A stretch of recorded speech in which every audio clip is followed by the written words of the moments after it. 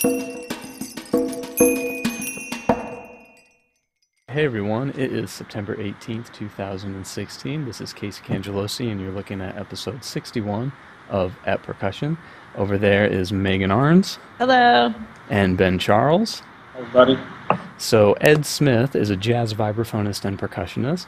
He has performed with many distinguished artists including John Cage, Glenn Velez, and Louis Bellson.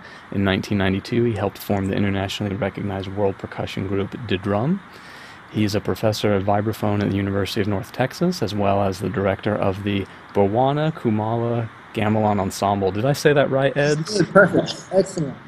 Excellent. Oh, good. That's as good as that's going to get, I bet. Well, hey, welcome to the show, and thanks so much for joining us. Oh, that's my pleasure. Like I say, it's an honor to be with you guys. Wonderful. After talking about the Gamelan name, for the longest time I heard it, and then one day I finally asked Ed, what does that mean?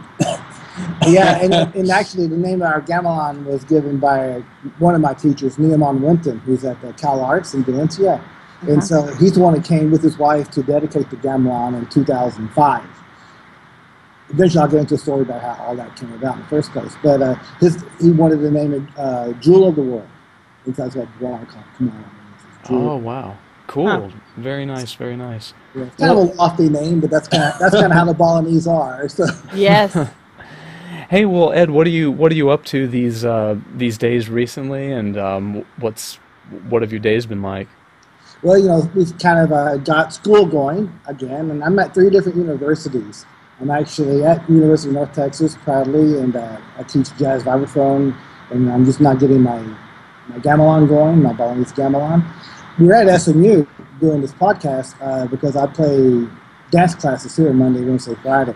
I have a couple modern classes in the Martha Graham style, which I totally adore. It's one of my special things I do in my life. And I play piano for that. So I've been doing that for like 25 years. And that's taught me so much about phrasing, and maybe we can get into that a little bit later. And then I also teach my very first gig I still have, which is a junior college in Lancaster, Texas, which is about 20 miles south of Dallas. So I still keep that gig. So I have 3 different schools because I'm adjunct at every place. You know. Okay.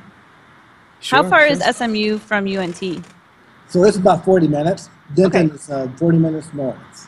And SMU is smack dab in the middle of Dallas, and so I live 6 minutes from here. So that's why I live in Dallas, basically. And I play jazz gigs around town, and also D-Drum goes out and does little tours and plays with orchestras. And so I keep Dallas as my home. You were saying earlier that Ben was a really difficult, obnoxious student. Can you tell us a little more? Can you elaborate on that a little bit? I mean, he would come in, usually he would just come in with 1 mallet. Yeah. Thought, how can I teach this kid? And he goes, I'm going to buy another mallet next week. And so it took 4 weeks, but finally we had 4 mallets, you know. Yeah. Ben is like, he was an inspiration to me when he would come in for lessons, too, you know. And I noticed him before because what was that first vibraphone thing I noticed? He did a solo on some piece before I really knew you. Yeah, it was the Steps Ahead tune. Yeah. Beirut. Yeah. So I first noticed him playing this, and it was a transcribed solo, though, right? Yeah. But he made it sound like it wasn't transcribed. I guess it was Mike Maneri's solo, right? So I guess I kind of did remember, oh yeah, that's kind of Mike Maneri's solo. But he did such a great job, so I look forward to when we finally got together in the Jazz Vibe lessons. But that's all we had. We only had 1 semester of Jazz Vibes, right? So real quick, I want to tell I have 2 favorite lesson stories to tell from North Texas. One is the one I told about Bob Chitroma's lesson on Sweetie's episode where he told me how bad I was. The other one, my favorite story, was Ed has these like blues backing tracks he puts on, the F, G, B flat, and C. And so he had me playing like an F blues or something like that, and here I am playing in G major.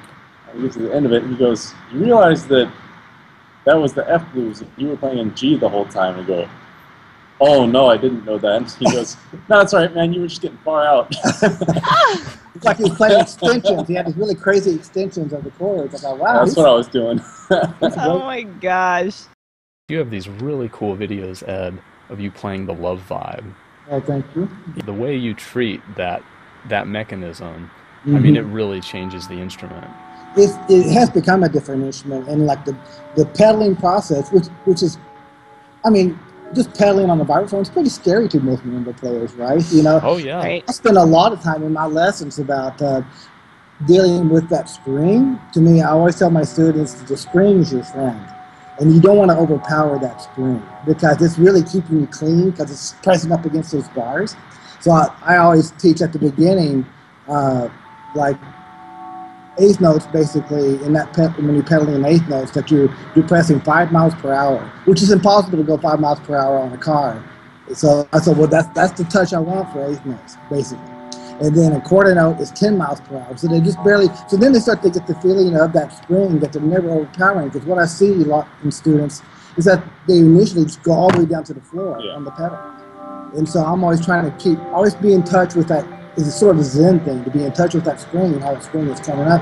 And you just barely instigate it for the benefit of pedaling. So that comes into play with the Love Vibe because you have to go further into the pedaling to trigger that mechanism that you were seeing on that pedal, you know. And so it's been a whole new system for me to learn because you got to pedal first just to open up the bars, then you go further to control the wow, wow, wow, wow with your foot. Yeah, sure. Is that's something I found so hard. It seems like, and as you know, not a vibraphone specialist, it's very hard to teach. Can you half pedal? You know, it seems like it's either on or off. Yeah, I have such a hard time trying to get students to just do that. I like that description. You know, you're doing 40 miles an hour. Can you do 5? Exactly. that's a really good way to put it. That's what half pedal is to me. It's like 5 miles per hour. The dampening bar is still touching the bar, but the bars have a little bit of life in that half pedal. So I'm a big fan of the half pedal. One thing like your vibe has, your vibe's similar to me, I'm sure I'm saying, but the dampening bar. It's not felt, it's silicone, and the felt over time gets compressed, and I think honestly on most vibes I've ever played, it's basically impossible to half pedal because of the dampening bar doesn't the felt or whatever doesn't allow it. And plus this the Malletech Love Vibe, it has these it has an extra wide dampening pad, and then at the very end of the dampening pad it goes up slightly up towards the bar, so that way as you gradually bring up the dampening bar, you can gradually deaden the bar. So you actually have a slow decay. You go bow with your foot. So, yeah. Is that similar to that soft rubber squishy thing that's on the Piper Vibe, probably? It's similar, but this one's well, I haven't seen Piper's new version. I think there might be a new version. I don't know, but this is it's similar to that. But that one's a little bit loose compared to this. It's firm. It's very firm and very controllable, and it lasts too, which is cool. Cool. And is the Omega Vibe similar to the Love Vibe in any way? Did they? The Omega Vibe is their motor vibe. That's like a normal vibe, but what's different about it doesn't have rotors in the resonators. They use that same slat that goes over the bars. It's like one long piece of some sort of, what is that material? I can't remember. Lee's going to hit me for that. But and it's one, he calls it a wing. And so I'm controlling this slat going over the resonator back and forth. So the Omega has a version that's on a motor that goes around in a circle. And that creates a bow, wow, wow, like that. Yeah. And so now, the vibe I have now, they just delivered to me a portable Love Vibe that's on the Omega frame. So it's very similar to Omega, but on the Love Vibe, then with this series, it's more portable. Because the vibe, like you had, Casey, are almost like marimbas, because they're like in 9 pieces. Have you ever torn it down, the vibe? I haven't had to yet, no. I used to gig with that instrument like that. So every gig, I'm like a marimba because it's like 9 pieces, but this new portable version is fantastic. I really love it. My favorite was when Ed played at PASIC that Neptune performance. He said, "I've got the greatest vibraphone tech in the world," because Lee was tuning his vibraphone. It was tuning the resonators, you know, and because that's the great thing about the vibraphone. It does have tunable resonators, which are beautiful for vibraphone. Even more so than marimba. Yeah. Because you can really work with the sustain or the fullness of the note. You can really fine tune that. And so we noticed that the white notes were they had a nice resonation all the way up and down, but he noticed that the black notes were they weren't so well tuned. I said, well, it's kind of hard to go around the other side of the instrument, so that's what Lee was tuning that day at Percy. It's pretty fun. Wow. You know, an integral part of this piece I mentioned earlier, it has, you know, has this rhythmic vibrato. So it's a really key part of it, and then at the end, it speeds up with this really cool ending effect. But I was thinking, you know, with that pedal, man, there's so many new compositional options. Exactly. You can do the variants in like even just one chord, or even like as a jazz player, you can play a line and then like a saxophone player or vocalist at the end of a line you go bow bow bow bow instead of the vibrato going on. Which I've never been a big vibraphone. I mean a vibrato player. I've always been straight. I'm sort of like a Gary Burton disciple, you know. But then when I came in contact with this in 2008, then I saw new possibilities. Yeah. Sure, because we've been talking about it so much. It's literally sitting right next to us. Okay, so let's show the people. Why don't you just show us like some of the pedals type stuff you're talking about? And maybe you might want to see how the mechanism. You can see this little movements. Yeah. That's the wing, right? So I'm controlling that with the same pedal that controls the dampening bar. You know, another technique I love about this is to do swells.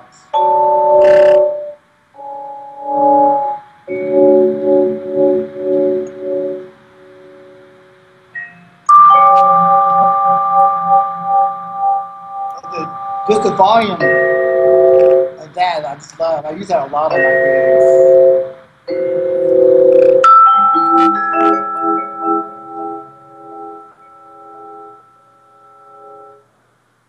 It's really cool. Wow. Yeah, sure. So this is how it's going to work. I don't know if you can see this cable. Yeah. Going up. So it's slack, and then as you press first, you can open up the bar. And then as you go further, then that cable instigates, and that's what makes the wings go over the resonators.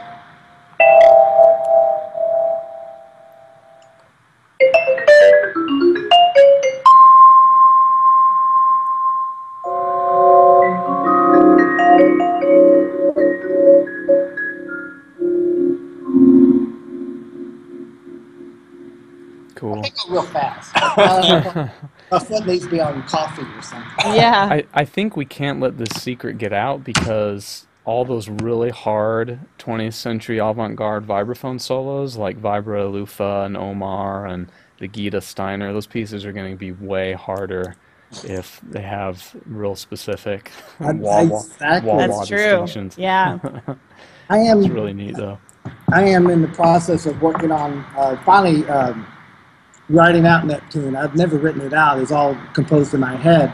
But again, Lee really wants this thing published. So, and I'm grappling with the whole process of having another smaller little staff underneath the big staff to show the foot, to show what the foot does, which is going to be good because I can show it actually time relating to the notes rhythmically. So I can show how fast I want you to do the foot, or here the foot is totally down to the ground to make the chord swells and stuff.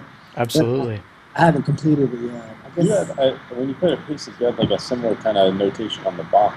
Yeah, for the Adagio, I did do that just to show the notation I was thinking about. And there's other composers out there who have done this, and I cannot name them at the moment. But there are a few Love Vibe compositions that have a separate little foot score that shows you how to manipulate. Yeah, I feel like I saw one of those recently. I cannot remember the name of the piece. Do you think all those indications can be done with traditional pedaling cymbals, or do you think there needs to be something in addition to that? Like what do you mean? Well, I guess could you just have a line underneath and just show how much pedal you're supposed to use, how much pedal you're not supposed to use, and or would you need to invent something new? I got you. You know, there's a possibility of that. I still think you might get kind of lost about how high it is or whatever. That's why I was just trying to find a chord. Yeah, obviously it's kind of two pedals in one because you have a damper pedal and then you have the what do you call that, vibrato pedal, exactly, basically combined into one. So yeah, I don't think that would be the I don't think you could really combine it into one line, so to speak, very well. But I had thought about that, Casey. I had thought about just using the pedal line and maybe dipping it down. I had thought about that, but I haven't really put it into practice yet. It's a possibility. But right now, what I'm working with is normal pedaling line, and then there's a little score underneath it. It makes the part really busy. I'm not real happy about it. You know, I give up. I haven't published the piece yet. You know, I have all the notes are on paper. It's just a matter of completing this pedal score. Well, you know, Ben has tons of time on his hands. I bet he'd be happy to. He's your student. I mean, your student should really be, you know, rising to the occasion. I bet he'd be thrilled to do this for you. $10,000. No, I mean, he doesn't. Ben has edited a lot of Casey's music, so I mean, he has a lot of experience. He's going to be doing that very soon too. Yeah, considering how much he gets paid to do the podcast, I think he'd be happy to do it. You guys retire pretty soon with all the money you're making. Oh, it's insane. See all this clothes I'm wearing? It's oh yeah, we're just raking it in. Hey, let's talk a little bit about I hate to put it this simply, the other half of you, which at least on the faculty profile, the other half of you is the gamelan, and we have a nice question from Facebook here from Mason, and Mason asks, how did you first get interested in gamelan and decide to bring it to UNT? And Mason is one of my ex-students, so hello, Mason. I love this little story about my involvement in gamelan. My dear friend, who also is in the drum, he's really the one who started the drum, Ron Snyder, introduced me to Balinese gamelan when I was 26 years old through a record on the Non-Such label. You guys recall the Non-Such record, that was introducing music from around the world to me. Yeah. And so one night in one of our late night listening sessions, he brought out the Ujan Mas, the Golden Rain record, very famous old record of Balinese gamelan. And it's the first time I ever heard it. And it just overcame me, the sound of spectacular metal sounds, and I couldn't envision, because there's no video, I couldn't figure out how this music was being played. It was just a shimmer of sound and very fast stuff. And I took pride in the fact that at this time I'm transcribing a bunch of solos. You know, I thought I was figuring out music, but I could not figure that out. So that night, I made a pledge to myself that someday when I had the means and the time, I'm going to go to Bali. So I set a goal then at 26. And then it wasn't until when I got into my 40s when I finally had some money to play around with. And so Ron had already gone the year before me, and we already had a connection there. And then I decided to go to Bali in 1995. Right before that, I came across this beautiful book by Michael Timson. It was at the University of in Vancouver. Is it University of Vancouver, maybe? Is that what that is? Anyway, I'm not sure. He teaches gamelan there. He's, to me, one of the great gamelan minds in the Western world. He's written a couple of books on the subject matter. And this was just music in Bali, or Balinese music, excuse me. And a month before I go to Bali, I find out about this instrument called the Wayang, which is the shadow puppetry instrument. And all you need to do to have the music come back to America is to study just 2 parts, the polos and the songsi, and you had the complete music. Instead of like with large Balinese gamelan, you need many parts and you need many instruments if you study Gong, Kebyar. But I finally realized a month before I'm going that I can actually study shadow puppetry, even though I thought it was the hardest instrument there, because you're playing the interlocking part, the kotekin, in your right hand, and you're dampening with the back of your hand. Mm-hmm. And then the left hand plays the simpler, slower melody. But you only need 2 players to play all of this stuff. So when I hit Bali, I went to my connection. I told him I want to study Gamelan Beleganjur, and he looked at me a little funny at first, because it seems like a strange thing for a Westerner to start studying first, because it's so hard. They think it's hard. For a Western person, it's not, because you're used to playing counterpoint anyway. Mm-hmm. But so I wasn't scared of that, of playing counterpoint, but it was a matter of the dampening, which really did kind of beat me in the back sometimes. But so that's how I kind of got into it. So for 5 years, every summer I'd go back to Bali and study Gamelan Beleganjur.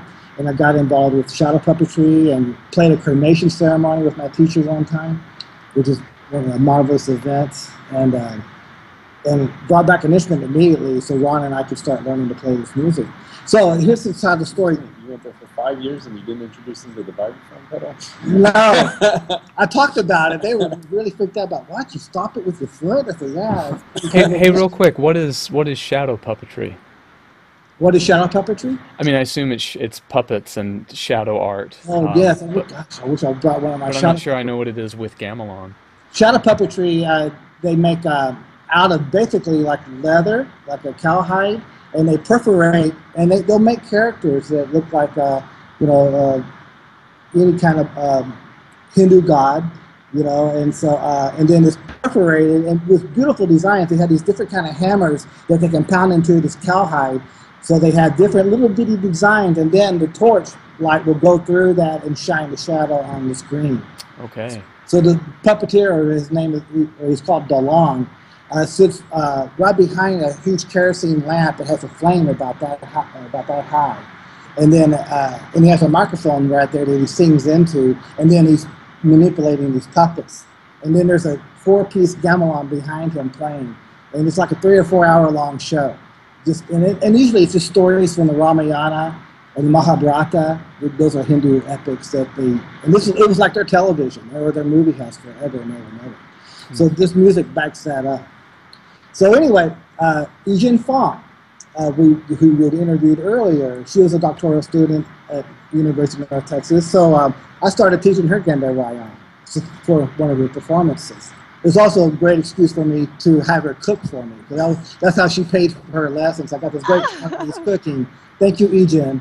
And then, so at one of her performances in 2003, is that right? Or maybe 2004, we were about to go in for dress rehearsal, and then I come across Stephen Friedson, who's the ethnomusicology head at the University of North Texas. And I said, hey, we're about to play some Gender Wayang. I bet you would love to hear this. And he said, well, sure. So he walked in, and we ran through this beautiful Gender piece. And after that, he said, man, we have to have some of that. So 6 months later, he came up with $16,000 and bought me the gamelan. Wow, that's cool. So out of nowhere, from seeing him in the hallway, 6 months later, I have a gamelan to go pick up in Bali. So I always owe Jim something for that, because that totally changed my life. Because then I had to learn that repertoire. Because up until 2003, I only knew shadow puppetry music, Gender Wayang. Then I had to do a quick study on Gong Kebyar, which we all know is pretty intense. Wow. So that's how I got to you. Did I answer that question right? Yeah. Okay, good. And then since then, I know the Gamelan has done some, I guess you'd say, traditional compositions, but also, like, you've written some for it, especially your Pollock piece recently. Yes, I love writing for the Gamelan, and I wrote a piece for Shriji and I. Shriji, you talked to him recently, right?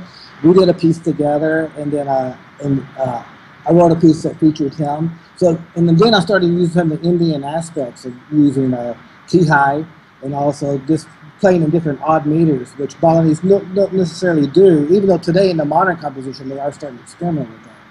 And then recently I did a composition based off the Jackson Pollock exhibit that was at the BMA here in Dallas, and which is quite fun, just to use imagery of Pollock and trying to make it into a gamelan piece. In fact, my first notes for the title, it was Pollock and Palon. And so in the song, that's awesome. And I wrote it in 7/8 and 7/4 because there was 7 letters in Jackson and 7 letters in Pollock. So I already had sort of this stuff working for me. So it almost wrote itself. It seems very easy to imagine. You know, what a great way to paint a Pollock would be with a gamelan. Exactly. Yeah, I mean, just the expanse of it, and absolutely. The shimmer of sound and Yeah, I like what you said about, when you were first introduced to it, it was just very overwhelming, all the new sounds, and I remember being, I guess, either late high school or early college. I saw, my first gamelan just video and recording. Yeah. And just being really blown away, especially by the one-hand muting and the unison rhythm, and just how are they doing that without reading music, Exactly. Just the discipline, and I was amazed. Well, that's what I was going to ask Ed about your compositions. Do you engrave them, or do you teach them all? You do engrave all of them? I do engrave them. In fact, I engraved all of my Balinese music too. Okay. And I learned when I'm in Bali to study, I find it easier, and luckily all my teachers would allow me to videotape the lesson. So then after each lesson, I could go a little bit further, and I could actually transcribe it into Western notation. And I used Colin McPhee's earlier engraving from his great book, Music in Bali. And he basically tried to approximate the pitch. But basically you look at 5 pitches on a staff, and you can look at them as numbers, which is what most gamelan is, 1, 2, 3, 4, 5. But Right. actually you could see close approximately a pitch.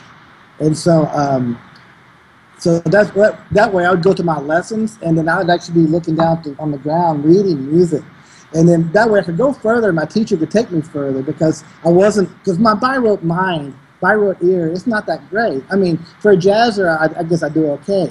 But compared to the Balinese, their by-rote memory is so much more developed than ours. Yeah, I was going to say the thing that blows me away is after UNT, when I went to grad school at Illinois, I studied with Prakas Nawa, Gamelan, and here's a guy straight out of Bali that can play literally all the parts of Gong Kebyar from either side of the instrument. Right. So he would walk up and teach us our part from the wrong side of the instrument, and then it's like playing vibrato from the wrong side.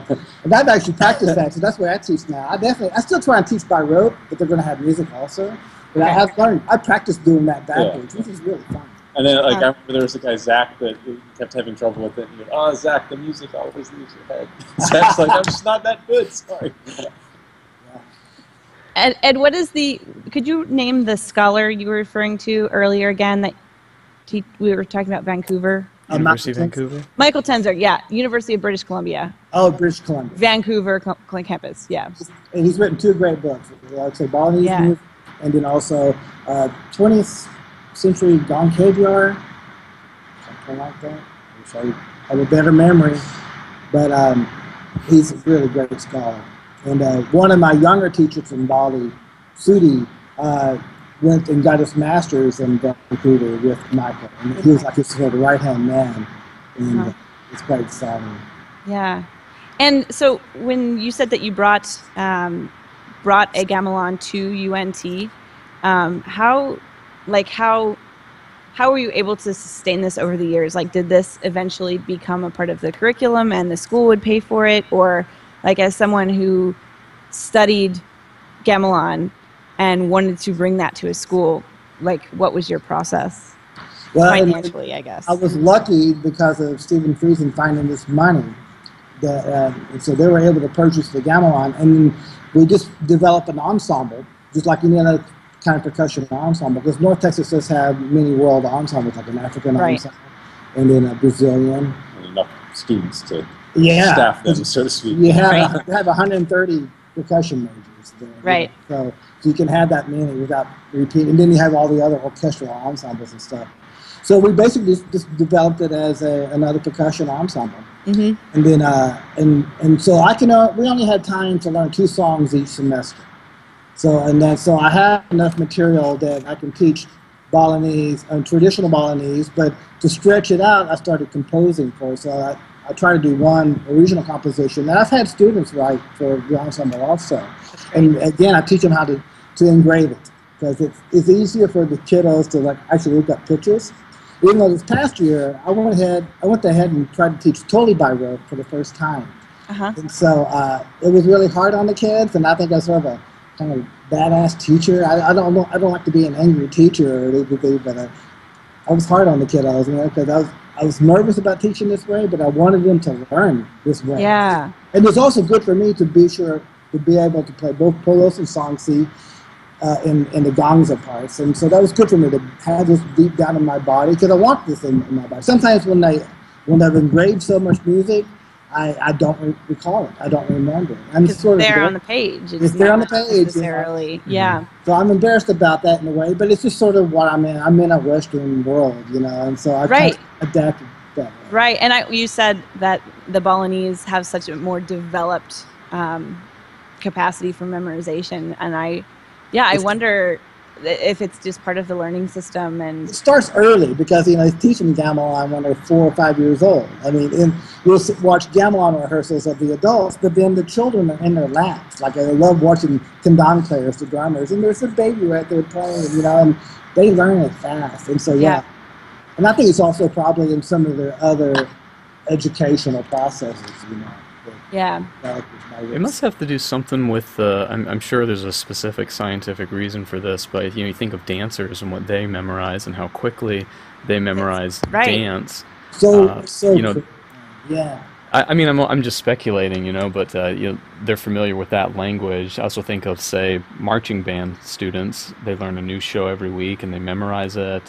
Not every week, every game, you know, and they memorize that. But I bet they would struggle with something as different as gamelan, or maybe I bet a dancer would struggle with something as different as music, you know. Again, totally speculating. But you know, I'm being part of being a part of the SMU dance department, you know, I see all kinds of vocabulary going down that's all visual for them, and they have to retain these things within counting. You know, usually dancers are counting 1, 2, 3, 4, 5, 6, 7, 8, or whatever. And then in the Martha Graham style, they get into all kinds of odd counts, up to 13, 25, whatever. But their biro system in dancers is really, I think, very good. I guess that's one reason why I like being around them.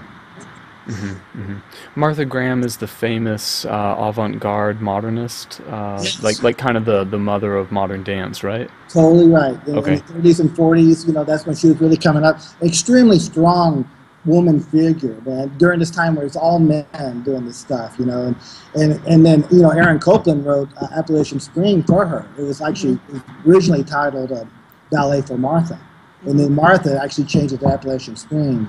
And I was very fortunate this past semester, SMU performed the actual ballet for the first time. And it was the first time I got to see the actual dance to one of my more favorite pieces of all time is Appalachian Spring. Yeah, sure. And, wow. So I finally got to embed this beautiful ballet with this gorgeous music that about 4 times during the piece makes me cry. Yeah, sure. Today, you know. And so I actually wrote a jazz tune just recently. Because there's, you know, at the end of Appalachian Spring, there's that beautiful hymn that Aaron wrote, and it's sort of polytonality in a way, a couple of slash chords, very jazzy. So I wanted to have that in my body. So I learned it one day, and then I heard something in front of that. And I should put this in front of it. So I wrote a little thing about 20 bars in front of it. Then I go to that, do that hymn, but in sort of a faster 3, and then I end with another thing. So just to make sure I don't feel too guilty about stealing from Aaron Copland, I named it Martha and Aaron. You know? Well, hopefully that's okay with the universe, please. But I kind of like doing that. I like kind of stealing a little bit from an artist, you know, and hopefully give them credit, but then to expand upon it. That's how I've always done my whole life. You know, I find the best way to do it is you throw them off the track a little bit, throw them off the scent and say, you know, homage to Bernstein, but really you stole from Copland. Yeah. And then they'll dig in Where the wrong is it? place. I can't find the influence. I can't find it. I just don't understand. It must be original.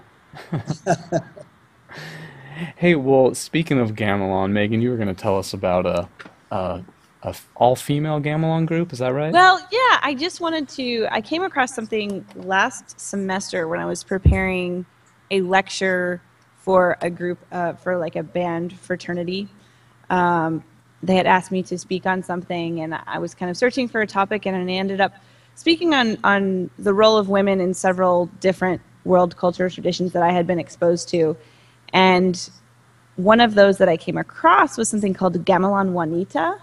Have you heard of this before, Ed? And the only research I found on it is a piece called Gamelan Wanita, A Study of Women's Gamelan in Bali, written by Emiko Saraswati Sosilo from 2003. And I haven't read the whole thing. I would like to, but it's available online. I just wanted to read a couple excerpts from it. Until recently, Balinese gamelan was the exclusive domain of men. Within the last half-century, however, Balinese women have begun to play gamelan and form gamelan groups. The rapid expansion of women's gamelan in Bali, or Gamelan Wanita, and its implications for social change are not significant only to Balinese women, but to Balinese society generally. And if the momentum of these groups continue, there is the possibility that the solidarity we find growing in Gamelan Wanita may encourage more women to study gamelan and perhaps even to consider forming groups focused on other causes. However, the ominous political and economic situation of Indonesia make it increasingly difficult to predict what the future of women's gamelan will be. If Bali's tremendous economic prosperity allowed women more opportunities to spend time playing music, then economic collapse is a particularly harsh test for women's gamelan. And I'm not sure of the outcome of this, but one other thing that is noted is that in addition to the economic crisis, the world of Gamelan Wanita faces the elimination of the Gong Wanita competitions at the Bali Arts Festival in 1998. So I was interested in this, and I found a couple of interesting videos online. And Ed, I was curious what your experience with, especially like traveling with EGen, I'm assuming, and if you ever have seen one of these Gamelan Wanita groups and what the status is in Bali with that. Yes, we saw quite a few women through the years. I've seen quite a few women gamelans, and whenever I saw them, they seemed to be well respected, you know, and there was no problems. They were sometimes maybe not as proficient as maybe an older men's gamelan, whatever. But I thought the music was rather sweet, and yeah, it's very lovely. Yeah. And the kind of the theme that I found in the couple of different traditions I presented on was just this using music as a tool of social empowerment, you know, like this is possible, we can do this, and making a statement. And yeah, so I thought that was really beautiful, and I'm hoping that that's still happening. I think you might have talked about before, who's I can't remember her name, Valerie Naranjo, that does the drill. It's like this, sounds like a very similar thing to me. Yeah, she was the first woman to be able to perform Geo publicly in Ghana. Yeah. And that kind of opened the door for other women to be able to other Ghanaian women to be able to do that, where that wasn't, it was just a law that wasn't socially appropriate for women to be performing this music, this often sacred music in public. So I'm so proud of Valerie. I mean, she's become my friend through taste, and she's actually played in my gamelan. When she came to be guest artist at UNT, she wanted to play in every ensemble. So no way. She played drums, she played djembe, and then I transcribed. She gave me some music of one of her Jill pieces, and then I kind of made up some interlocking and the gamelan, and we performed together. That's so cool. I think she's my hero. She's an amazing woman. I just turned one of my students on to her recently, and she was so giving that she let her stay at her house there up in Harlem, right? And she studied with her all weekend. And now Shelby is in New York now. Oh, I met Shelby. Oh, Shelby. Yeah, she was in the World Percussion Group, right, with Maraca too? Yeah, she came here. Oh, my God. Oh, that's cool. Lovely. So she lives in New York now, and she's studying. Her husband just moved to New York because her husband, they just made a point, we're going to go to New York. And so he found a job, and she's working on getting her scene happening too. And that's awesome. I'm so proud of them, and she can hang out with Valerie. Yeah. When was Valerie back? I want to say this was about 5 years ago. Because I remember when I was there, we had Emil Richards come. Yeah. And he was like, I want to see the gamelan. Like, it was like his highlight of the trip was seeing the gamelan perform. And did he see it? Yeah. Okay. Yeah, and I remember he played in the combo with Ed Soap on that same concert. Oh, yeah, that's right. That's exactly right. Yeah. Yeah, so when I met him, I was wearing my dress. The I think when I met you, same thing, Ben. Ed, one more question about composing that I had from before when you were talking about your arrangements. And something that I wonder if a lot of people don't know, but in Gamelan Gong Kebyar, the genre is still moving forward. I mean, people are composing for it. It's not just a traditional music that has existed for hundreds of years. It's actually a newer genre. And so, yeah, I think often we think of Balinese music as this traditional music, when actually it's something that is constantly expanding. Have you worked with any of I'm sure you have, but any of the top Balinese composers when you were over there about composition? I really didn't. I just observed new compositions being played. I didn't really study how to do new composition because I felt like I was a 12-year-old kid, even though I was like in my late 50s. Sure. Gamelan, and I felt like I'm an old kid, which I do. I still feel like I'm 21 years old. Is that a kid? I don't know. But and so I was just working on just the traditional material. So I didn't really start my sort of modern composition until I'm kind of just set here. Yeah. That would be something I would love to do someday. Yeah. But the process of composition that you mentioned that you kind of witnessed happening, what are these pieces kind of all written just by, is it in their head and then it's coming out, or is the entire composition in their head and then they teach it to the gamelan, or is it kind of a fluid process during rehearsal? What I noticed about my younger teacher, Sudi, and this is like in 2004 and 2005, he was making notes in sort of Sanskrit about notes. He knew what kind of notes were. And there was really no rhythm. And he wanted to learn the Western notation. He saw what I was doing in my transcriptions. So I really want to learn that. So I think eventually when he did study with Michael, he eventually did learn that. But what he was doing is just writing out the pitches, and he would group them visually on a paper that would remind him of the rhythmic form. You know, so and I saw him after rehearsal. Then he started adding more to it. So I think he was writing it as it was going along, as he could hear his ideas. Then he would expand it from there. I don't think he ever wrote an entire piece straight through without hearing it first. At least just my view on it. Yeah.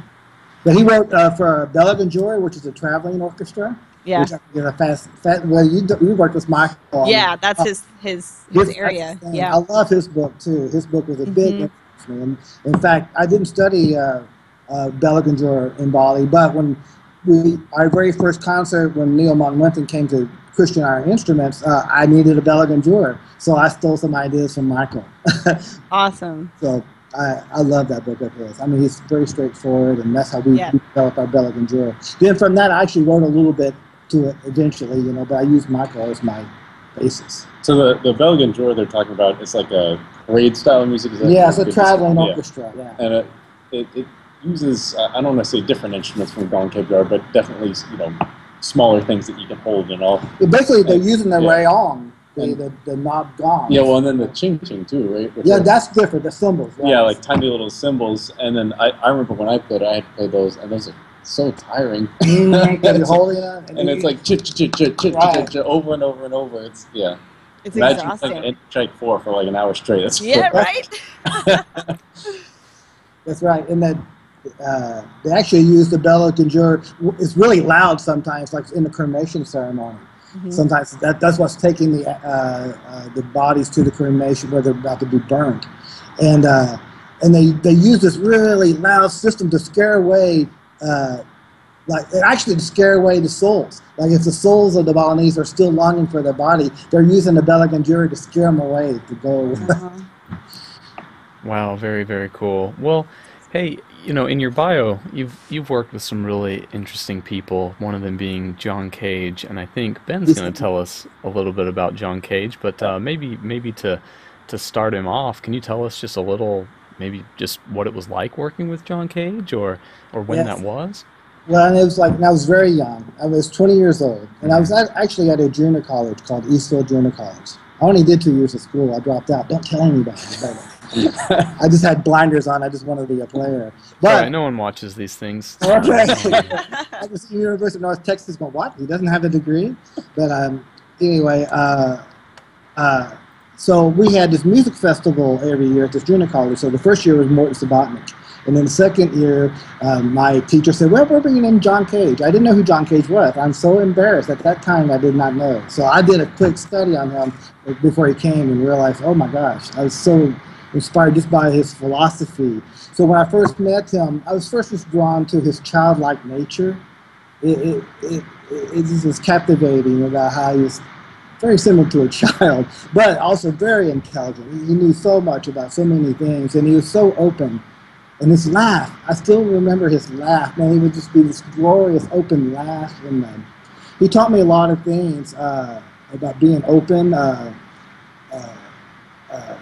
He told me one time, because we got to hang out every night after performances and stuff, and he's talking about trying to listen to a friend's composition up in New York, and he says he wasn't really enjoying the composition until he started watching a curtain moving in the wind in the room.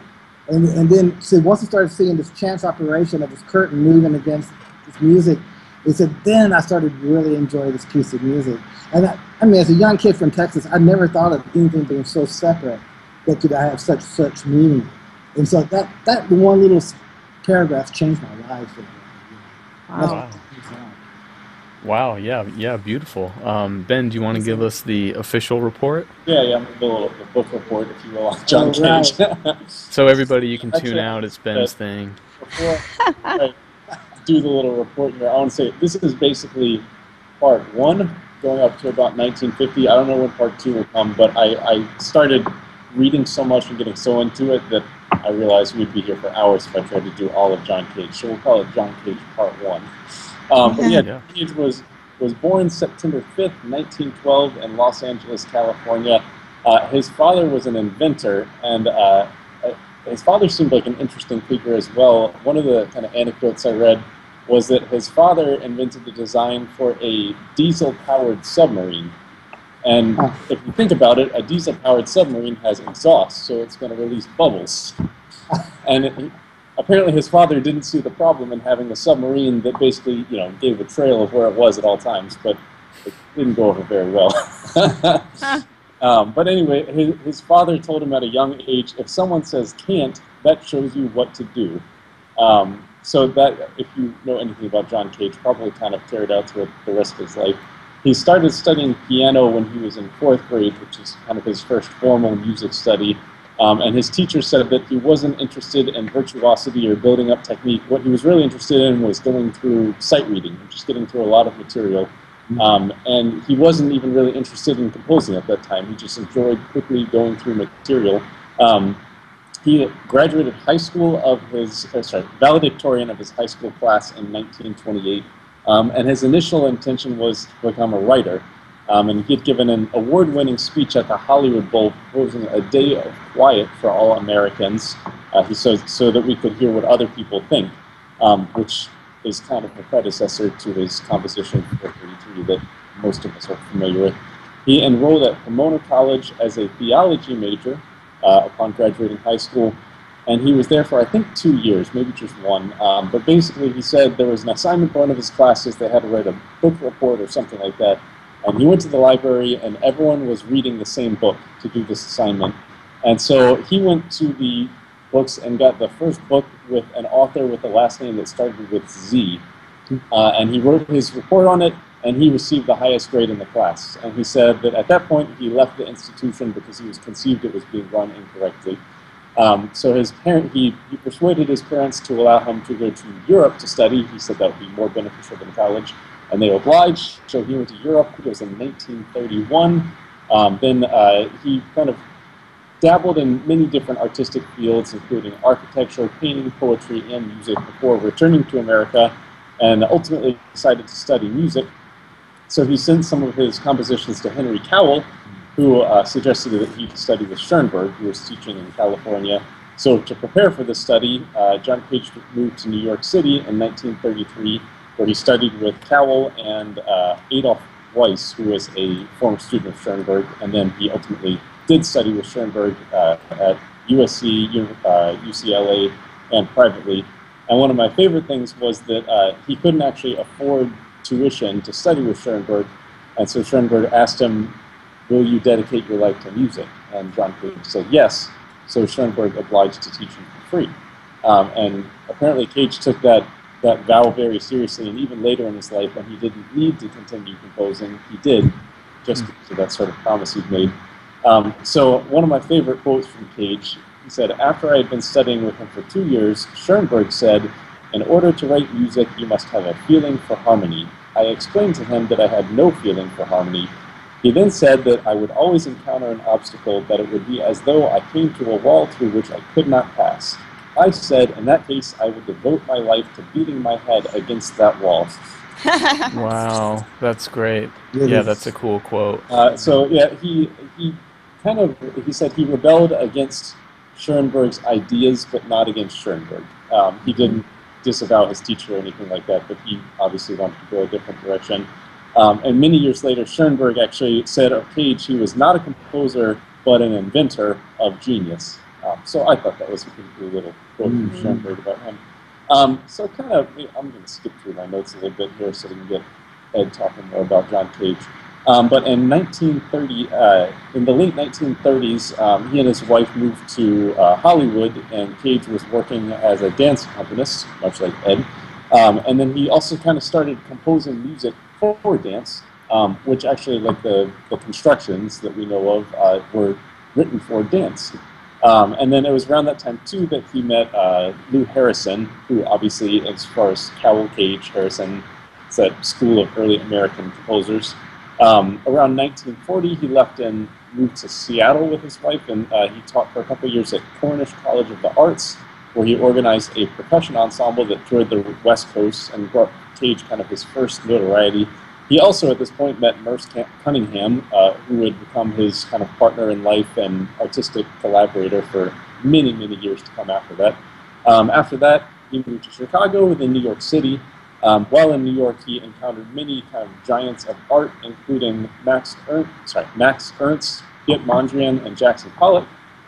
It was at this point that he kind of started to have some financial and personal difficulties in his life, and he didn't lose his percussion instruments, but he kind of lost access to them, lost space to rehearse in. So it was at this point that he started writing for prepared piano, and he also began studying Zen Buddhism. And then one of my other favorite kind of anecdotes from this is that in 1950, he attended a New York Philharmonic concert, and it was the first piece on the program was Anton Webern's Symphony Opus 21, followed by a Rachmaninoff work. And Cage said he was so overwhelmed by the Webern performance that he actually left. He didn't stay for the rest of the concert. And he met, at that point, Morton Feldman, who also felt the same way. He was just so moved by this performance that he left. So they kind of associated themselves artistically and created what's kind of been called the New York School of Composers, with Morton Feldman, Earl Brown, David Tudor, and Christian Wolff. Wolff being the person that later provided Cage with a copy of I Ching, which is the Chinese Book of Chants, which is kind of where I'm leaving off today with the history. But I just wanted to kind of say some of my favorite Cage percussion works are the constructions, particularly the third construction, which I think is probably the most performed one. Double Music, which Cage composed with Lou Harrison, where they both basically made up a set of rules for composition. Both went their separate ways, composed 2 parts each, and then assembled them together into one piece. And Bill Merce said there's kind of a rumor that the first performance of Double Music, they hadn't actually rehearsed Cage's parts with Harris's parts, but it's not really certain if that's true or not. Living Room Music, which has a vocal movement where everyone's kind of reading a little poem and rhythm, which is kind of neat, I think. And then one of my favorite Cage performances, if you go on YouTube, you can find this, is of his piece Water Walk, which is for a bunch of instruments, including some water-themed instruments like a bathtub or a soda, soda pump thing. Seltzer water. Seltzer water, yeah. And he performed it on this 1960s game show, actually, called I've Got a Secret. And the kind of way the show worked was that they would have a panel of people that were asking the mystery guest questions to figure out what their secret was or something like that. And the composer thought it was so odd. Cage's stuff was just so odd. He said, the host of the show thought it was so odd. He said, we're going to cancel what we regularly do. I just want all of you to see what this guy, John Cage, does. And so he kind of asked John Cage a few questions about it. He says, do you consider what you do to be music in the same vein as Beethoven, Brahms, Mozart, and all the greats before you? And Cage says, well, yes, I do. And the composer says, well, this is so odd and so strange and out there that some people might not understand it and might actually laugh at your art form. Does it offend you when people laugh at your music? And Cage said, well, I'd rather have them laugh than cry. Which is always kind of like a little anecdote I say before I perform, aphasia or some super contemporary piece of music. And I think it was actually someone commented on something on your Facebook about this, and said that Cage had spent his entire life basically rebelling against the conventions of music, but was never bitter and was always very sweet about it, was never offended if anyone didn't like his thing. Exactly. And it got people to think, which I think is as much of his goal as it was to create the art itself. Right, exactly. That post is like I did a little happy birthday to John Cage because his birthday was on September 5th, just recently. So on Facebook I did a little song, basically loosely based off of 4 minutes and 33 seconds. It's the video from my iPad. I opened up the keyboard and then there's screws and stuff on the keyboard, a la prepared piano, and I just dropped them, and then I mimicked playing Happy Birthday, fingering, but not making any sounds. But I was making Happy Birthday in F, the key of F, the greatest key of F, and that's my Happy Birthday song. Nice. Yeah, I'm sure he would have loved it. I'm sure I've done that. Great. Well, hey, way to go, Ben. That's excellent. And yeah, we look forward to part 2. I think we're pretty close to wrapping, but let's try. One other thing I want to hear Ed talk about. It's about working with Stuart. Oh, Stuart Copland. Another little fella, another little hero of my life that came into my life. It's so amazing. But the DSO wanted to commission a piece for my group, the drum. It's not my group, but we share this group together called the drum. So they wanted to commission a piece for Concerto for World Music Group. And so we went through a couple of composers, but we ended up hiring Stuart Copland, who was actually on the road with the police during this time. This is like 2009, 2010. And so he definitely agreed to do this. And so we kind of collaborated on this world music composition. And we did a world premiere with the DSO in 2011. And we performed it with the Cleveland Orchestra and also for at San Antonio. This last PASIC, we were playing at the same time PASIC was going on. And Stuart was just a fantastic guy to work with. I mean, he knew that the main goal was that we just wanted all of our instruments on the stage. Can you write something like that lets us have all of our instruments on the stage? But he was more than happy to do that. He's been a great guy. He's just been a good friend all this time. And he'll do anything for us. I have to say that one of my real inspirations as a young person at PASIC was the drum performance. Oh my God. Yeah, it was really, really inspirational to me. There's a couple that stick out for you always, and that was definitely one. It must have been PASIC 2000, maybe 2000. Was that in Dallas? Was that the one in Dallas? I don't remember. I was in. We've done two. We did one in Dallas and one in Austin. As far as by ourselves. I want to say Dallas because I feel like I had never been to Austin until I was. That was like 1999, I think it was, or 2000, right? One of those, yeah. That was a special performance for me because we played Gander Wayang. Ron and I played Gander, and there's 1,000 people in the place, but we were playing for this back row of some of these bald-headed men, the members of Nexus. Back there. Those guys. Bob and all the guys are dear friends of mine now. But. Man, we were playing for them, man, and just because it was our first time to play at PASIC, and they were very receptive. So I'm glad you were at that performance. That means a lot to me, Casey. Thank you. Oh yeah, sure. No, well, yeah, I owe you a thanks. It was really, really inspirational. Well, I think we could just try to get one of these Facebook questions in, and I think and again, thanks so much. We have questions that are going unanswered as usual, but thanks so much, you guys, for continuing to ask them. Paul Millett, Bailey O'Donnell, hi Bailey, and Brian Bloom, hey Brian, and Ted Jackson, I think has a good one that we could end on, and it is, what is the most important thing you want your students to know by the time they graduate? Okay, that's a strong one. Okay. You know what, I really want a student leaving my presence. I want them to know that their education, once they leave, now their education really begins. That I want them to be self-sufficient and being able to first of all, ask questions and then find the means to answer the questions of whatever they're looking for. And to be so inquisitive that they search places they never thought they would search for inspiration, and then and to find their true passion. I want them, is that an answer?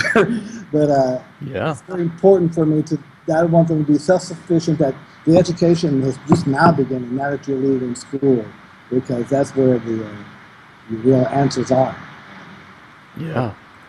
Yeah, well, that's great. That's really beautiful, Ed. Thanks so much. And you guys will see you next time on episode 62. I hope the new format's working out. It's going to be like this from now on, so hopefully this worked out and there weren't any goofy snafus along the way. And yeah, thanks for listening. We'll have Laurel back with us. She just came, is actually coming home tonight off of a piano marimba tour through Tennessee and things. And happy birthday, Laurel. Yeah, so thank you. Yeah, Laurel turned, I won't say that. Laurel had a birthday yesterday. Yeah. Oh, it was yesterday. Yeah, but anyway, Ed, it's great to chat with you finally, man. It's been a pleasure. It's really great. Let's do it again. Yeah, Yeah, absolutely. great. Absolutely. And put Ben to work on those things we talked about. Yeah, we did. Awesome. Okay, good night, everybody. Take it easy. Bye. Bye.